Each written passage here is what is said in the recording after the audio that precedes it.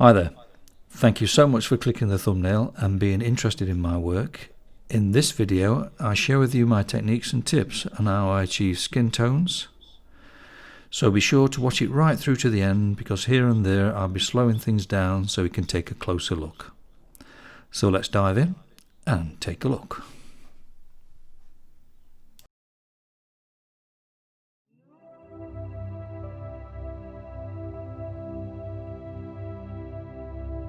The method I'm using for the outline is the freehand method. Now I've got quite a few videos now in my channel explaining in detail and in depth how to achieve the freehand method, so if you want to check that out at the end of the video, I'll leave a link in the description below for you.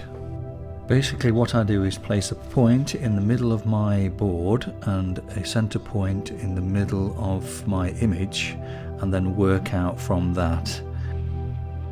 Right, here's the colours I'm using to start with. Just the basic primaries. I'm using the yellow ochre for the yellow, and red, sort of cadmium red, and then ultramarine blue, and then there's a secondary colour which I use for green. So we use the green just to neutralise the richness of the red. So if you find when you put your pastel in the red's too vivid, just to neutralise that or to dull it down, use the complementary colour which is green. You'll see what happens as I go along. Now if it's going towards the orange colour, I use the blue. Now this is just a rough underdrawing, just so you can just move things around easily with not a lot of pastel on the board. So it's very faintly put on, and then you can just change things and make sure everything's in position for when you start putting the rich colours on. Now you lay the white down first for the lighter colours, and then you put the colour on top of the white, and then for darker colours you just go straight onto the board. So it's just a case of just playing about with it, mixing them like your primaries, red, blue and yellow, and then using your secondary colours. And just be relaxed and enjoy the movement of this. It's all about getting the proportions and the feel right at this stage. Now I'm just rushing through this underdrawing stage, so it gives me more time then to give you slower footage for the next stage, which is the richer colours. Now with the hair I've used brown, blue and yellow ochre. I'm just using a mixture of that just to get the structure right. Just keep it loose and enjoy the process. Right, there's the rich colours now that I use from Karen Diash. And also I'll go over the top of these colours with the colours I used for the underdrawing. Now if you want to look at into my description below, you'll find a list of all the colours I use, the numbers, so you can buy just individual pencils.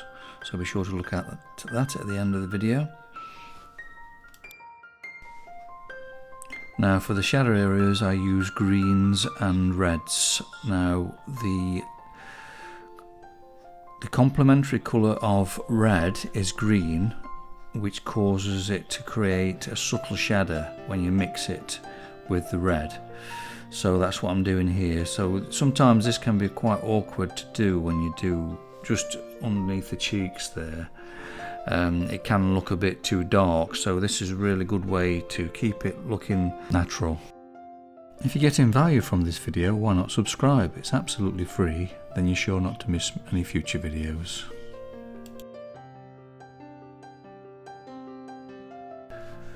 Now for the teeth, this is a great combination, just blue and orange, again the complementary colours, which makes really subtle greys. Now the reference image I'm using is not very detailed, so what I've had to do is just relax and just let it happen. And just let the shapes just appear, and just relax and get suggestions. Just make it a suggestion of detail, and then what you tend to find is when you look away from the drawing, the mind fills the gaps, so it looks more detailed than what it actually is.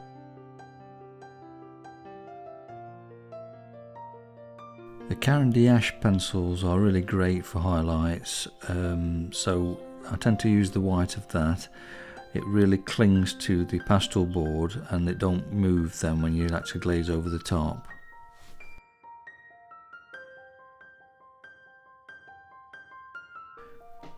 To really give the corner of the mouth shadows depth, I tend to use like a Prussian blue and purple in this instance. What that does, the eye is thrown back then with the purple, so it makes it really deep shadow. Rather than using black, if you use like a purple, I might have put a bit of brown in there before as well. So brown, blue and red together makes great deep shadows.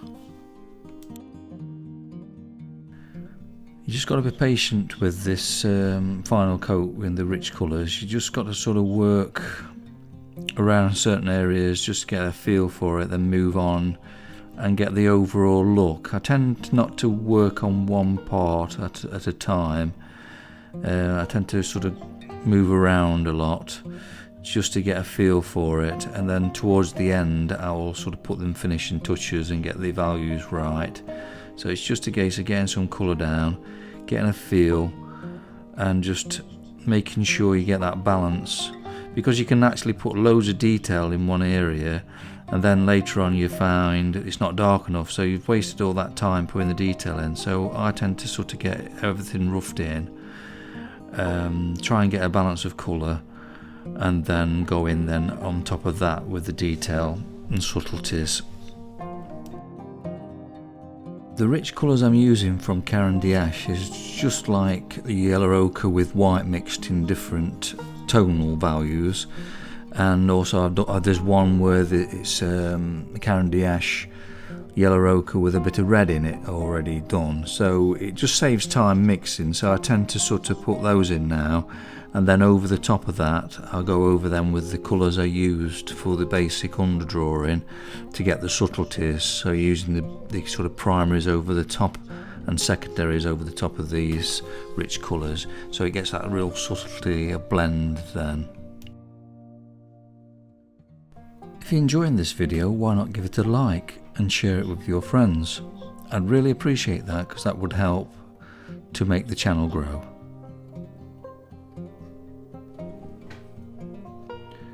So what I'm doing is opening my heart, keeping my mind quiet, and sensing the whole image, sensing the colour balance of the whole image and the values.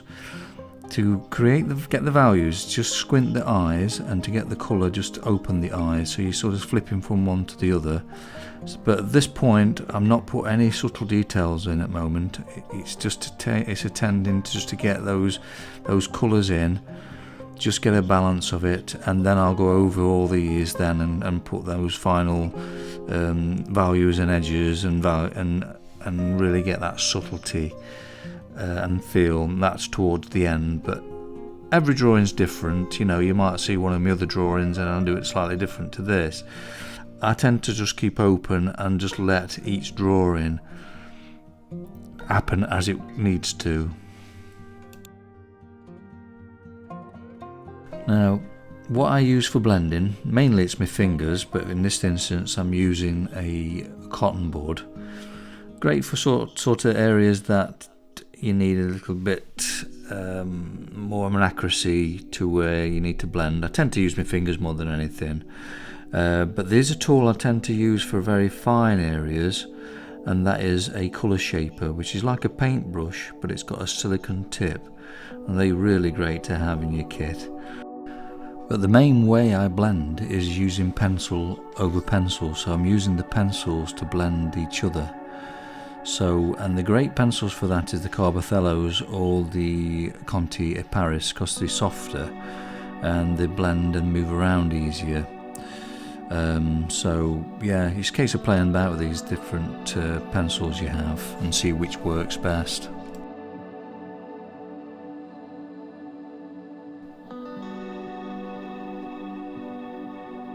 Right, this part of the image, the rim of the lens is lost, so it's like a lost edge.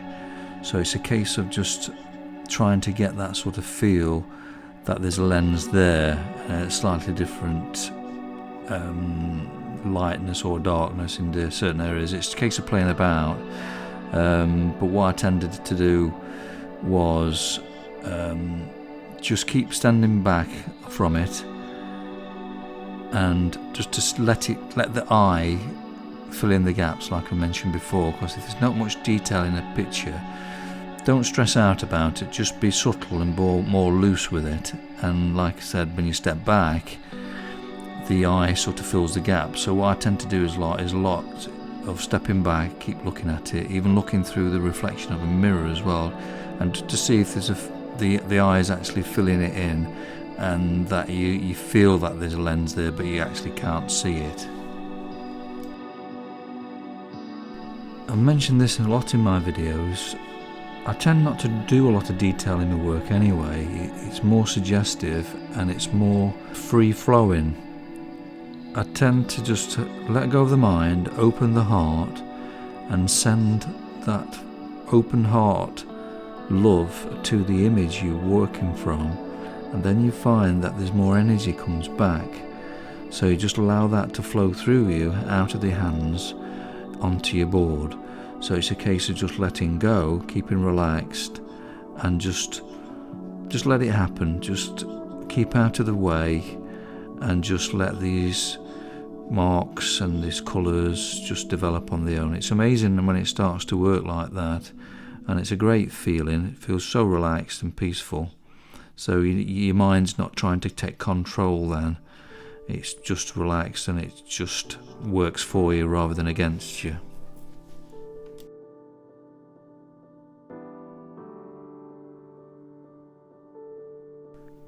Right, notice that I didn't give enough depth to the neck part, so things are easily changed, because what you do is you tend to result back to your layer system. So you go back to just doing your basic white and then your primary colours, and once you've got that in, just go over with the rich colours. So it's the same procedure, so don't worry too much if things do go wrong and you need to move things around.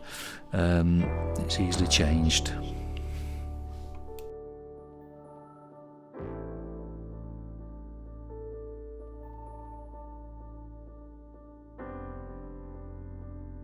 Hope you've enjoyed the video. Next week I'm going to be looking at doing the hair, the background, the woolly top, and then I'll talk to you how to put gold chain over there with a cross on, so how to mix the gold. So be sure to watch out for that next week when it comes out.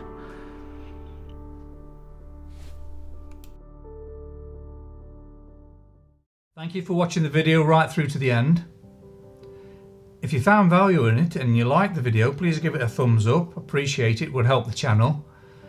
Leave a comment and a message in the comments below. Let me know what sort of videos you want me to produce. I've actually left a couple of links here for you to click on. And to subscribe, click on the circle here. It's absolutely free, and then you're sure not to miss any of my future videos. Thank you so much, take care and be well.